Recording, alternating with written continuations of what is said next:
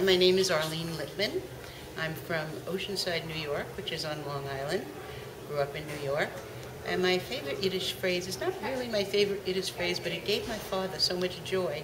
And he didn't speak Yiddish around the house very often, only like most people's parents when they wanted to be sure that the children didn't understand.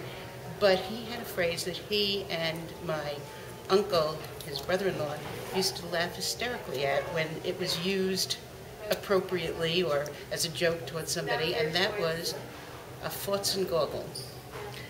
And gorgl means a fart in the throat, and I guess the visual or the aroma is what gets you most. But they were hysterical. It gave them a lot of joy to say that ridiculous phrase.